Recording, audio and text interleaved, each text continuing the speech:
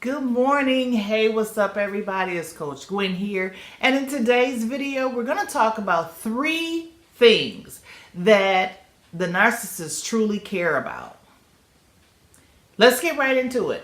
In my experience, I have come to know that there are 3 things that the narcissists really do care about. 1, themselves. 2, their public image. And 3, their source of supply. Everything a narcissist does is for one of these 3 reasons. And they all kind of intertwine and sometimes even at the same time.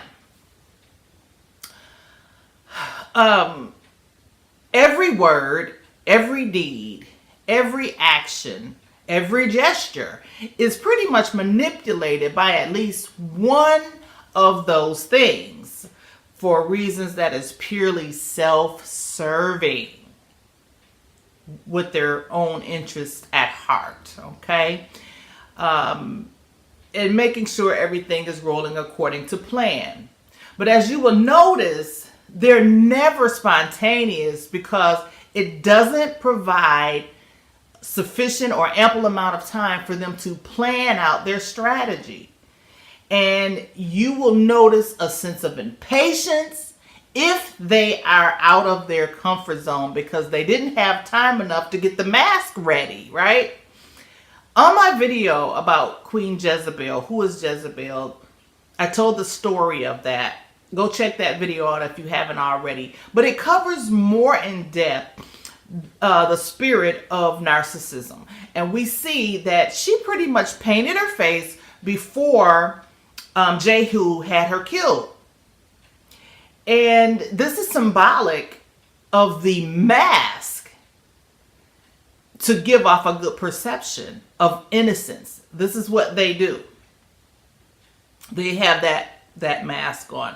Now, while it doesn't have to be makeup per se, it is symbolic of their face in some shape, form, or fashion, whether it's makeup or natural.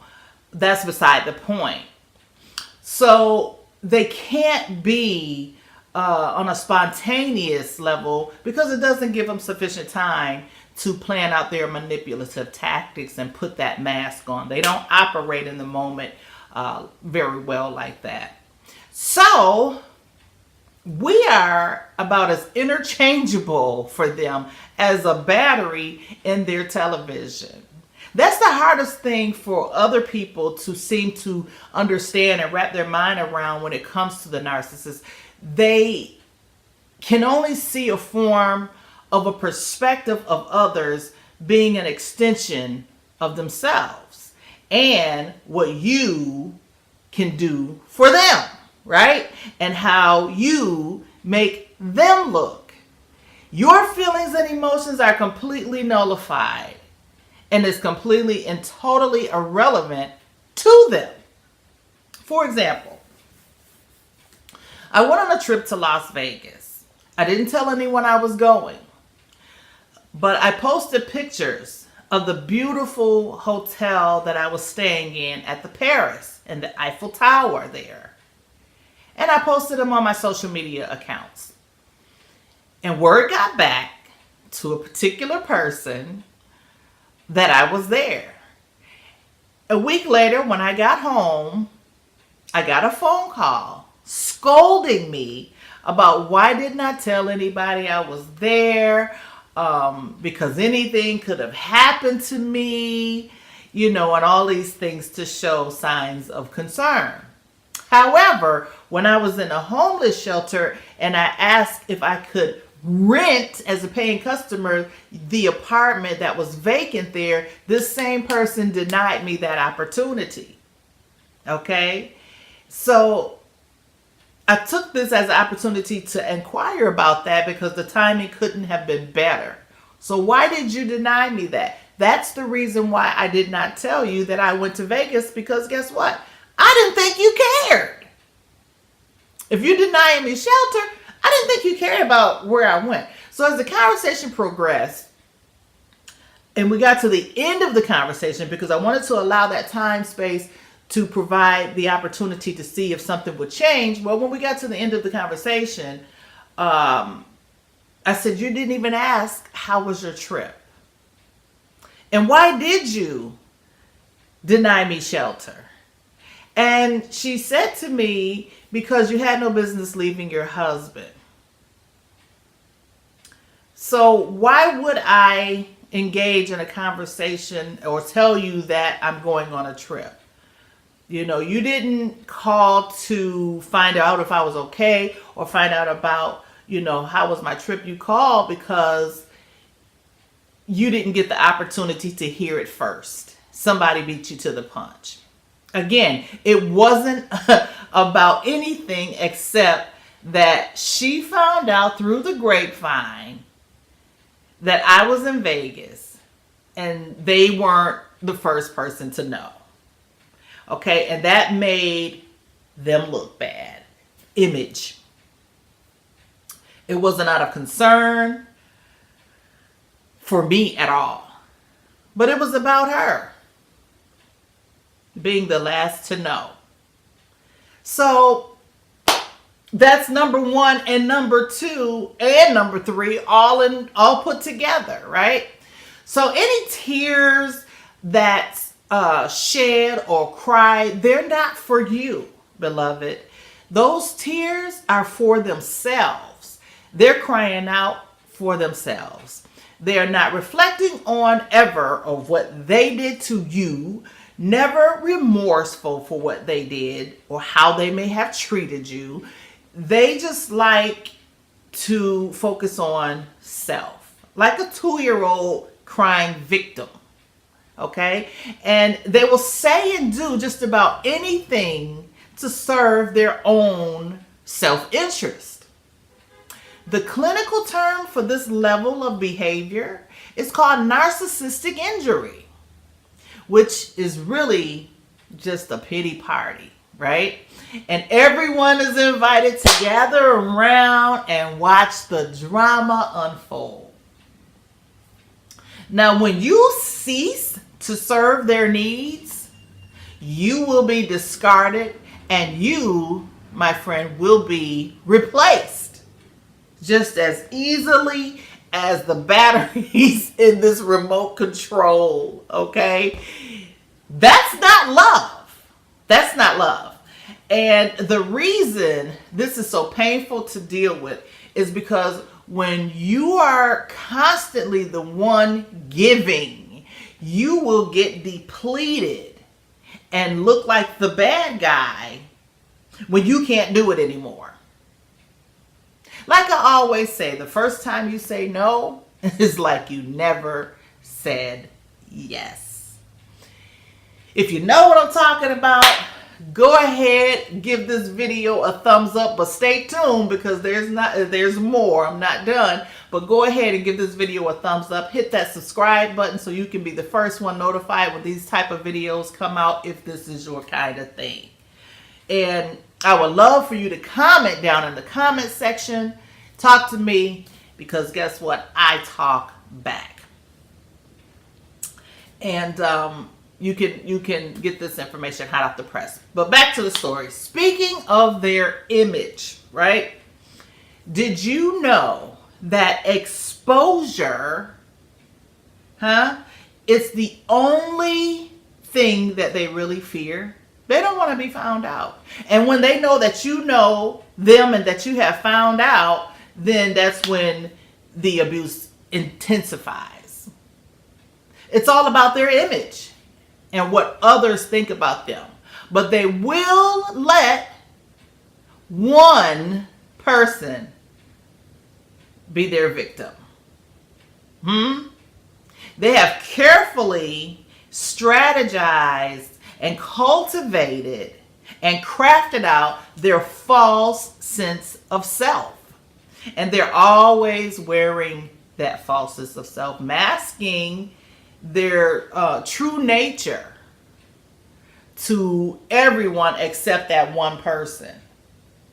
If they're lucky enough to even have that someone, that special someone to use as a punching bag. Gotta have a scapegoat though. Gotta have a scapegoat to project on. And that's one of their needs, to feed their soul. That's how they feed. Okay? Just like a parasite, that's how they feed. They love to create the chaos where there is none. Control people through their emotions. And then they'll suffer a narcissistic injury when they're not able to feed from you.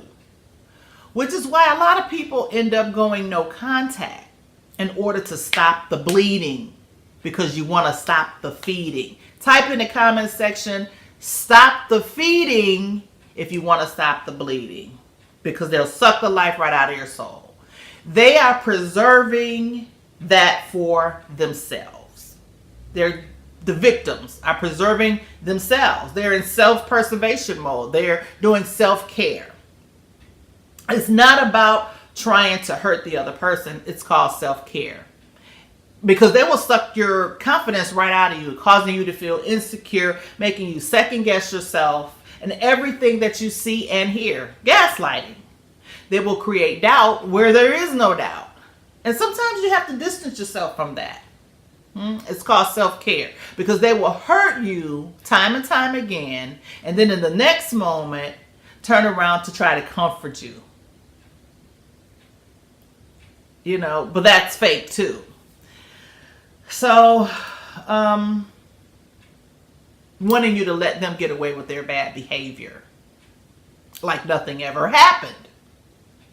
When you see who they really are, it's maddening at the fact that nobody else sees that. Or if they do see it, they'll deny that they see it, because this person is brainwashed and is able to brainwash other people.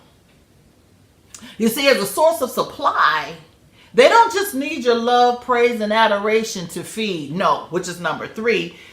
They get that from the public and people who don't really know them, but only know their image or their masked self. But what they want from the victim, what they want from you, is anger, sorrow, your tears. They want your rage to feast on, and your chaos and all of that they can create so very strategically. They want all of that. They want you to yell. They want you to scream and fight with them. Okay? No matter what emotion you show them, that's being a source of supply, because you are still there. You're still there. So it doesn't matter whether you screaming and shouting, arguing, making up. You are giving them nourishment. Make no mistake. Love, adoration, praise, misery, pain, any other emotion, it's all the same to them. And they will elicit from you whatever they can get to feed that source of supply. After all, they are experts in knowing what makes you tick. They have watched you. They have tested you. They have listened carefully as you told them all of your dark secrets and your fears. And some of them, they have even birthed you. They know you, or at least they think they do, better than you know yourself. And they relish in the misery that they can inflict and create upon you. They use your fears against you. This is how they get you to stay. This is how they get you to stay in the relationship.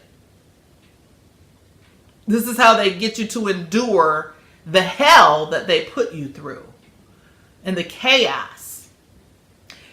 And they'll even use triangulation and hoovering and all that other stuff we know.